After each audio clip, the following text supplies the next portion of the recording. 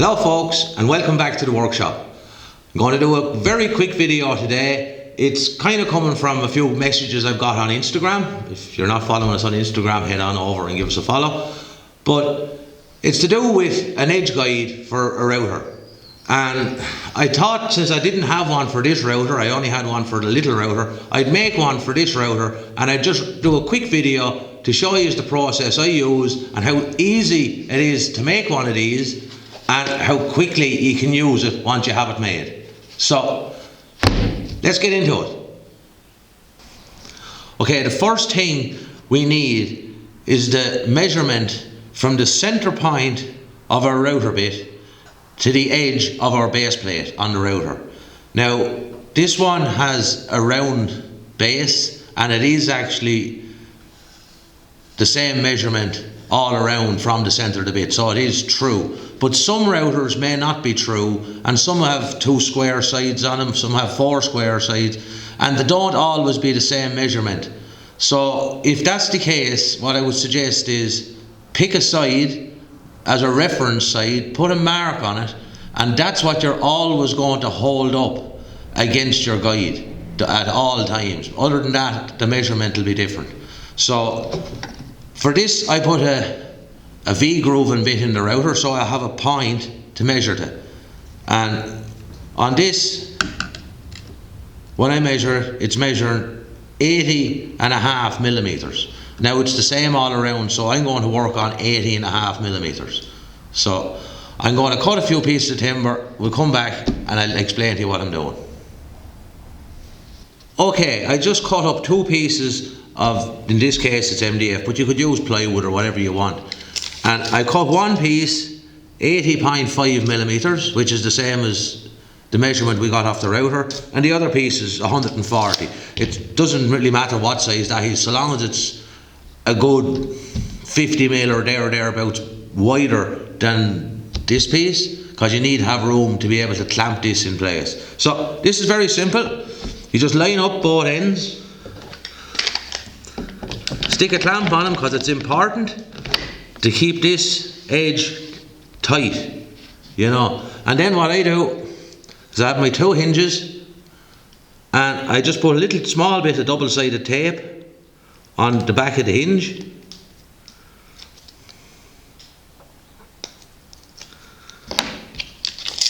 I come in about 70 or 80 mil, doesn't really matter.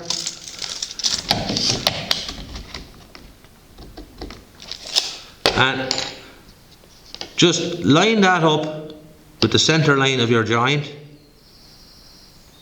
to the knuckle of the hinge and press into place. Now what the double-sided tape does is it holds it from moving around when you're trying to bore your pilot holes and put in your screws. Because it's important that if these are not lined up perfectly, it'll incline to bind a little bit when you try and use it. So they're in place now, so it's just a case of boring a few pilot holes and driving a few screws.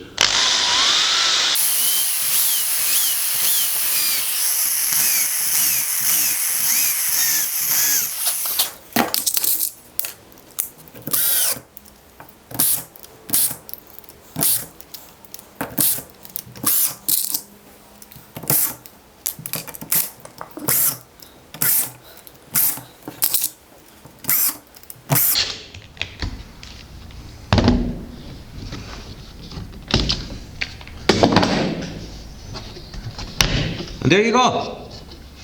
It's that simple. So I'm just going to put up a piece here now, and I'll show you how easy it is to set it up and run the router on it. Okay, I just have a small piece of scrap set up on the bench here.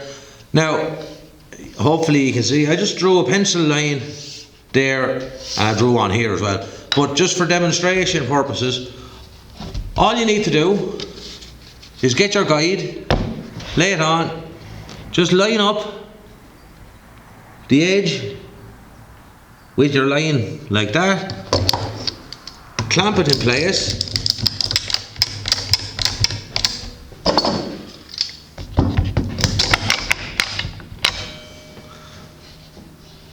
just flip that back.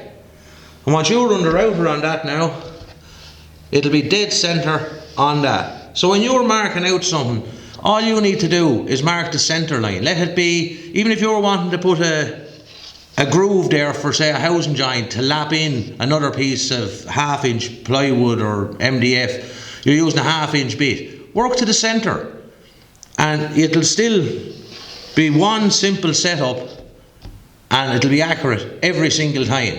So I'll just run the router across this now, just to see how simple it is.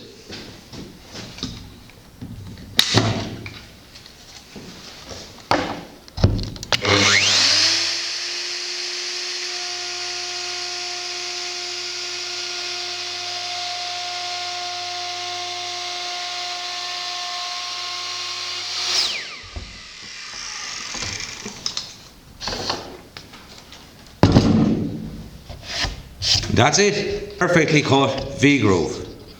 So there's one other thing when I have it here. As I've said in previous videos, because the router turns in a clockwise direction, you need to move the router in a way that it's going to keep the router pushing up against your fence or your template. And it's normally in a clockwise direction. Some lads will say from left to right, but left to right can get confusing depending on what side your guide is on. If you have the guide on this side, you'll be running from left to right, but on this side you're actually running from right to left. So what I normally do is make it simple, so you're not trying to remember. Put an arrow on your template so that you're setting up in the opposite direction. You set it up to that line. The minute you flip it, you know that you want to run the router in that direction. It just saves from, because if the router comes away from the fence, it'll put a wobble in your groove or your dado, and it'll just mess it all up for you. So, top tip for today. Okay guys, that's how simple and quick it is to make an edge guide for your router. That's really accurate and really easy to set up. You'll be making straight grooves or dados or whatever you want with one of these in 10 minutes. So if you've liked the video, maybe consider giving it a thumbs up, and if you're new to the channel, maybe you might consider subscribing. It doesn't cost you anything, it's only a click of a button, but it means an awful lot to the channel, maybe to try and get it to grow a little bit, so I can continue to bring you quick hints and tips like this. So that was it, short and sweet. Thanks for watching, catch yous again.